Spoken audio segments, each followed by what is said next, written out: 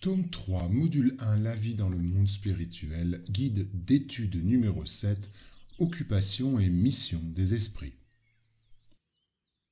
Les esprits supérieurs concourent à l'harmonie de l'univers en exécutant les volontés de Dieu dont ils sont les ministres. La vie spirite est une occupation continuelle, mais qui n'a rien de pénible comme sur la terre, parce qu'il n'y a ni la fatigue corporelle ni les angoisses du besoin. Les esprits inférieurs et imparfaits ont eux aussi un rôle utile dans l'univers, car ils ont des devoirs à remplir. Les âmes, ou esprits, ont des occupations en rapport avec leur degré d'avancement, en même temps qu'ils cherchent à s'instruire et à s'améliorer. Les occupations des esprits sont incessantes, si l'on entend que leur pensée est toujours active, car ils vivent par la pensée. Mais il ne faut pas assimiler les occupations des esprits aux occupations matérielles des hommes, qui sont dits incarnés. Cette activité même est une jouissance, par la conscience, qu'ils ont d'être utiles. Toutefois, il y a des esprits oisifs, mais cet état est temporaire et subordonné au développement de leur intelligence.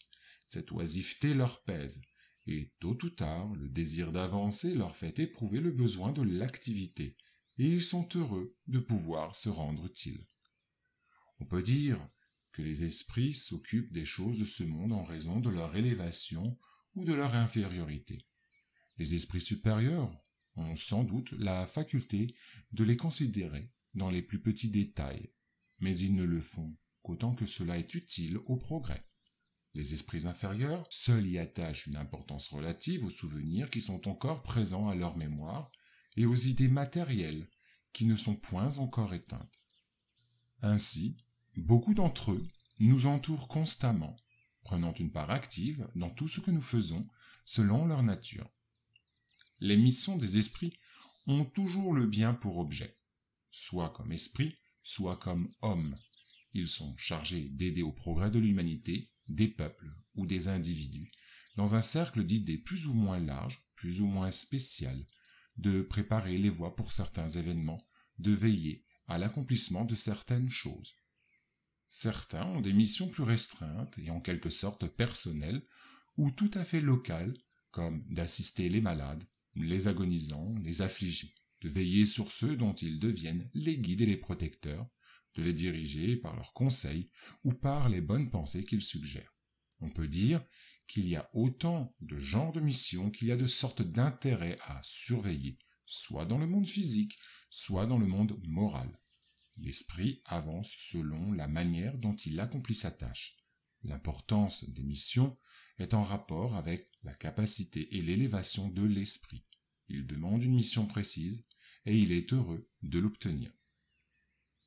Pour une meilleure compréhension de ce sujet, nous allons aborder ou illustrer en quelque sorte 3 sortes de missions spirituelles. Celle d'un peuple, la mission spirituelle aussi des désincarnés, mais aussi la mission spirituelle des personnes incarnées.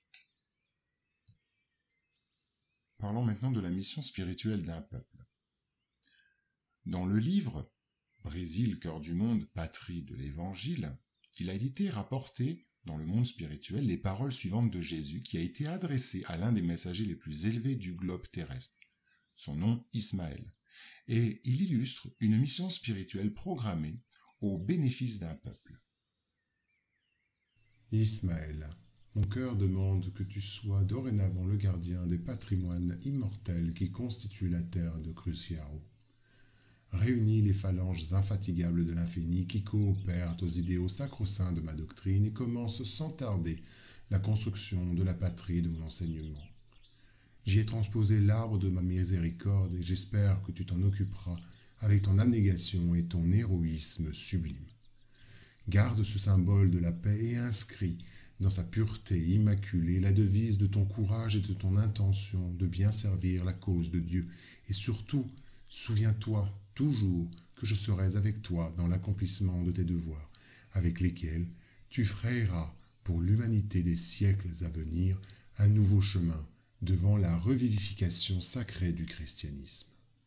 Ismaël reçut le drapeau béni des mains compatissantes du Seigneur, baigné dans des larmes de reconnaissance, et comme si l'impulsion secrète de sa volonté entrait en action Le drapeau portait à présent une inscription. Dans sa substance blanche, une encre céleste avait inscrit la devise immortelle « Dieu, Christ et charité ». Ismaël réunit ses collaborateurs les plus dévoués en une grande assemblée, dans le but d'instituer un programme par ses activités spirituelles sur la terre de Santa Cruz, qui est maintenant antérieure du Brésil. Frères, nous avons planté ici, sous le regard miséricordieux de Jésus, son drapeau de paix et de pardon. Tout un domaine de travaux s'étale sous nos yeux. Nous avons besoin de collaborateurs dévoués qui ne craignent pas la lutte ni le sacrifice. Presque tous les esprits sanctifiés présents s'affirment volontaires de la grande cause. Parmi eux, José dos Martires, Manuel Nobrega, Diogo Jacome, Leonardo Nunes et beaucoup d'autres qui furent invités à ce conclave du monde invisible. Emmanuel présente dans la préface de cette œuvre une synthèse de la mission du Brésil. Le Brésil n'est pas seulement destiné à satisfaire les nécessités matérielles des peuples les plus pauvres de la planète, mais aussi à donner au monde entier une expression consolatrice de croyance et de foi raisonnée, en devenant le plus grand cellier des clartés spirituelles du globe entier. Notre travail vise à éclairer l'environnement général du pays, en unissant ses traditions de fraternité avec le ciment des vérités pures, car si la Grèce et Rome de l'Antiquité ont joué leur rôle en tant qu'éléments primordiaux des origines de toute la civilisation de l'Occident, si l'Empire portugais et espagnol se sont étendus sur presque toute la planète, si la France, si l'Angleterre ont eu leurs heures proéminentes dans les temps qui marquent les étapes évolutives du monde, le Brésil aura aussi son grand moment sur la montre qui marque les jours de l'évolution de l'humanité.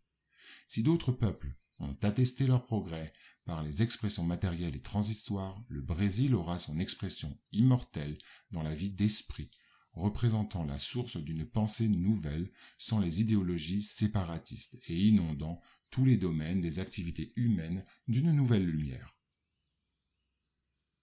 Maintenant, attardons-nous sur la mission spirituelle des êtres désincarnés. André Luis, par la médiumnité de Francisco Cândido Xavier, a transmis entre autres des révélations importantes sur les missions entreprises par certains désincarnés chargés de retirer des zones spirituelles de souffrance les esprits encore attachés aux passions humaines. Dans un de ses livres, cet auteur spirituel raconte les choses suivantes. Sur le coup de 19 heures, guidés par l'administration de la maison avec sœur Zénobien, nous sommes préparés pour un voyage dans l'abîme. Sur le seuil de notre maison de transition, elle nous expliqua aimablement. Il est bon de garder éteint tout le matériel lumineux sur le trajet. Puis, le regard ferme, elle nous dit. Quant à nous, nous irons à pied et en silence. Il n'est pas raisonnable de voltiger pour une distance aussi courte. Il vaut mieux ressembler aux pauvres personnes qui habitent ces endroits face auxquels nous devrons garder le plus grand calme tant que durera la marche. Toute inattention nuira à notre objectif. En continuant son récit, André Louis nous signale. Dans d'autres circonstances et à une autre époque, je n'aurais pas réussi à dominer la terreur qui m'inspirait le voyage obscur et mystérieux qui était devant nous. L'espace était rempli de bruits étranges. J'entendais distinctement des cris sauvages mêlés à des gémissements de douleur poussés par des êtres humains qui se trouvaient très loin peut-être. De temps à autre, effrayés, des oiseaux monstrueux, plus noirs que la nuit, s'envolaient de notre route. Et, malgré l'obscurité intense, j'observais une grande désolation environnante. Nous atteignîmes une zone marécageuse où la végétation était rampante. Des plantes d'aspect chétif et de tristes arbustes sortaient indistinctement de la terre. J'étais très effrayé. Cependant, en longeant l'étang marécageux, j'entendis des sanglots pas très loin. J'avais la nette impression que les voix appartenaient à des gens bloqués dans des substances répugnantes, car l'air ambiant était plein d'émanations désagréables. Oh, quelles étaient ces forces qui nous effrayaient et qui nous affrontaient. Les ténèbres, diffus, ne permettaient pas de distinguer les détails, mais j'étais persuadé qu'à proximité, il y avait des victimes qui attendaient notre soutien. Il se produisit alors l'imprévu. Certes, les entités étaient toutes réunies au même endroit, mais des animaux grotesques et rampants, qui rappelaient d'énormes sauriens, sont venus vers notre caravane. Ils étaient nombreux et auraient effrayé les plus intrépides. Quelques minutes plus tard, nous avions fini de traverser la région des marécages. Nous continuâmes la marche pour pénétrer dans une région escarpée, et répondant au signal de la sœur Zenobia, les 20 assistants qui nous servaient se sont placés dans des endroits déterminés.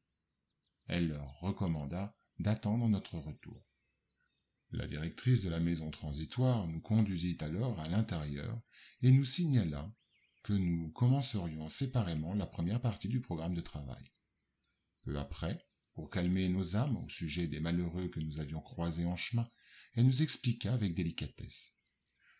Nous ne sommes pas insensibles aux supplications de nos frères qui gémissent toujours dans la boue de la douleur, dans laquelle ils se sont lancés délibérément. Notre esprit est déchiré par les imprécations des malheureux. Cependant, la maison transitoire de Fabiano les a aidés autant que possible, et cette aide a été refusée par ses frères infortunés. En vain, nous les libérons périodiquement des monstres qui les asservissent en leur préparant un refuge salutaire. Ils fuient notre influence bienfaisante et reviennent à la boue spontanément. Il est essentiel que la douleur consolide leur volonté pour les luttes bénies de l'avenir. Et donc voici ces deux types de missions, celle des personnes désincarnées, mais aussi des missionnaires pour l'humanité. Voyons maintenant la troisième partie, la mission spirituelle des personnes qui sont dites incarnées. La mission spirituelle des esprits incarnés consiste à instruire les hommes, aider à leur avancement, améliorer leur institution par des moyens directs et matériels. Mais les missions sont plus ou moins générales et importantes. Celui qui cultive la terre accomplit une mission, comme celui qui gouverne ou celui qui instruit. Tout s'enchaîne dans la nature. En même temps que l'esprit s'épure par l'incarnation, il concourt sous cette forme à l'accomplissement des vues de la providence. Chacun a sa mission ici-bas parce que chacun peut être utile à quelque chose.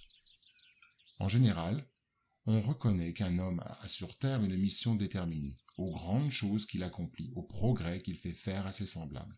C'est par exemple le cas de l'artiste, comme le signale Emmanuel. Dès lors que son art se débarrasse des intérêts du monde, transitoires et périssables, pour ne considérer que la lumière spirituelle qui vient du cœur en unisson avec le cerveau, dans les réalisations de la vie, l'artiste est l'un des plus dévoués missionnaires de Dieu, car il saura pénétrer les cœurs dans la paix de la méditation et du silence, atteignant le plus haut sens de l'évolution de soi-même et de ses frères en humanité. Cependant, il y a des missions personnelles de grande importance. Les esprits supérieurs disent que la paternité est sans contredit une mission. C'est en même temps un devoir très grand et qui engage, plus que l'homme ne le pense, sa responsabilité pour l'avenir. Dieu a mis l'enfant sous la tutelle de ses parents pour que ceux-ci le dirigent dans la voie du bien, et il a facilité leur tâche en lui donnant une organisation frêle et délicate qui le rend accessible à toutes les impressions. Mais il en est qui s'occupent plus de redresser les arbres de leur jardin et de leur faire rapporter beaucoup de bons fruits que de redresser le caractère de leurs enfants. Si celui-ci succombe par leur faute, ils en porteront la peine et les souffrances de l'enfant dans la vie future et retomberont sur eux, car ils n'auront pas fait ce qui dépendait d'eux pour son avancement dans la voie du bien. Ainsi, les esprits incarnés ont des occupations inhérentes à leur existence corporelle. À l'état errant ou de dématérialisation, ces occupations sont proportionnées au degré de leurs avancements. Les uns parcourent les mondes, s'instruisent et se préparent à une nouvelle incarnation. D'autres, plus avancés, s'occupent du progrès en dirigeant les événements et en suggérant des pensées propices. Ils assistent les hommes de génie qui concourent à l'avancement de l'humanité. D'autres s'incarnent avec une mission de progrès. D'autres encore prennent sous leur tutelle les individus, les familles, les réunions, les villes et les peuples, dont ils sont les anges gardiens, les génies protecteurs et les esprits familiers. D'autres, enfin, président aux phénomènes de la nature dont ils sont les agents directs. Les esprits vulgaires se mêlent à nos occupations et à nos amusements. Les esprits impurs ou imparfaits attendent dans leurs souffrances et leurs angoisses le moment où il plaira à Dieu de leur procurer les moyens d'avancer. S'ils font le mal, c'est par dépit du bien dont ils ne peuvent encore jouir.